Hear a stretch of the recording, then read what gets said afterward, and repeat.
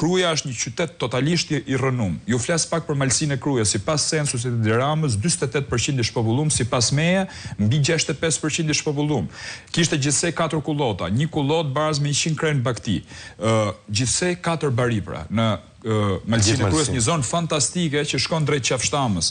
Shkolla e Mafshequt e mbyllur, shkolla e Cudizallës e mbyllur. Zbresim poshtë Nikël, njësi administrative me 11.000 banor Nikla, nuk ka shkollë nëntëvjeçare, nuk ka gjimnaz. Ja kanë prish në 2019-ën, kalamajt shkojnë në Mazditën, Fushkryp për me marrë mësim.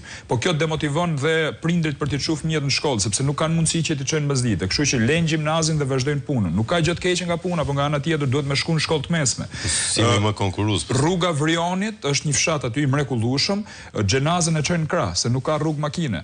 Është një vend që quhet Mukje, është bë konferenca Mukjes 1943-shin, përpjekja e parë e Bashkimit Shqiptarëve në luftë kundër okupatorit. Shkollë mbyllur, nuk ka rrugë.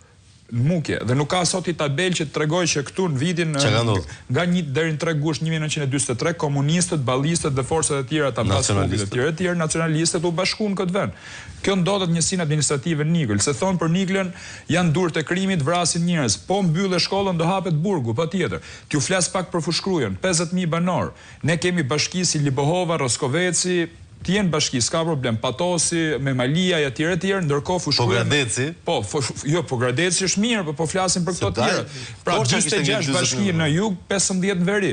Fushkruja me 50.000 banor, njësi administrative. Kemi qenë bashki, nuk kemi qenë njësi administrative. Nga viti 2000 deri në vitin 2015 bashki, nuk na pyeti askush. Kjo s'ka lidhje po ДПС, kjo ka lidhje a e duan qytetarët bashki? Po, edhe socialistët edhe demokratët. Heqja e institucioneve nga Fushkruja është një fatkeqësi e madhe.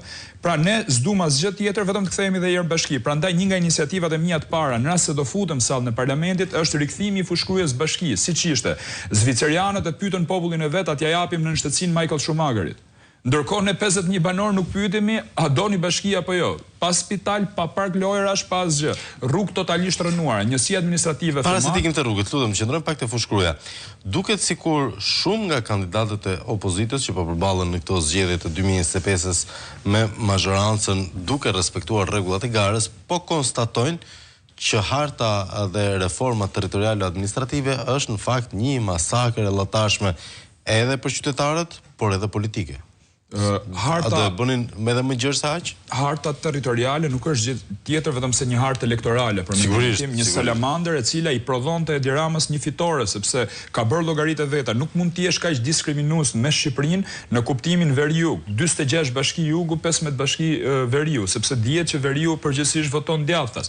Kjo është një çmenduri dhe ne na konsiderojmë pjesë të veri-jut. Nuk ka asgjë veri-ju, veri-ju është krenari se ka bërë Shqipërinë për mendimin tim, por problemi është që ne jemi mes Shqipëria mesme Fushkruja, pra dhe na kanë bërë një salamandër, pra na kanë bashkuar me Krujën, pra edhe Kruja duhet të jetë bashki edhe Fushkruja bashki. Pra ndaj një nga projektet e para që ne kemi është minimalisht me 100 bashki të jetë Shqipëria.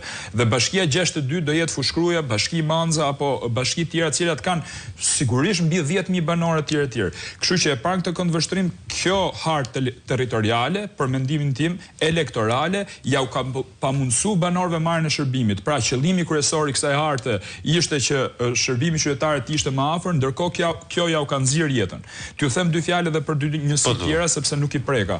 Bubqi i rindërtuar, 16 përmbytje për 2 vite, sepse kanë blloku kanalin e Mazhës Madhe. Këto janë hallet e qytetarëve. Shkolla e Mallkuçit e mbyllur, ambulanca e Mallkuçit e mbyllur, shkolla e Tarinës e mbyllur dhe nuk po flasim për larg, po janë 8 kilometra nga aeroporti i Rinasit. Është shmenduri fare. S'po ju flas për rrugët. Do prek pak edhe njësinë administrative Thuman. Dola kanë bërë denoncim për rrugën, në një rrugë skandal, e shtruar me asfalt, tani kanë hedh çakull elektoral mbi asfalt. S'kisha pa në një time, domethënë. Dhe në Borizan është një fshat më i madh i Shqipërisë, quhet Borizan. Është njësinë administrative Thuman. E ka marrë emrin nga burimet e Zanës dhe sot nuk ka ujë. Ka dhe rekord tjetër ky fshat, në një fushë futbolli që e përdornin vendasit, kanë ndërtuar një kopsht në mes të fushës futbollit. Jam pro kopshtit. Janë portat anësh? Po, është e vërtet. Ja, e kam me video domethënë. Unë nuk e di, nuk gjetë në një vend tjetër se si ka mundësi që ta ndërtojnë aty. Për fshatin Halil është ndërtu, Piranjat e kanë transmetu, është ndërtu një landfill i palishëm. Agjencia Kombëtare e Mjedisit nuk e di çfarë bën. Atyre banorëve po ju nxihet jeta. Sipas OBSH-s, mosha e kancerit në Shqipëri 15 vjeç deri në 15 vjeç. Landfill që djeg plerat, ndërkohë që plerat e bashkisë Krujë, Fushkruj dhe gjithë qarku Durrës duhet vinë në Tiranë. Që nga 2019 ka 6 vite atje, pa lemje disore, një gjë totalisht e palishme. Këto janë hallet që vinë nga terreni. Si një deputet që del nga zgjedhjet e 2025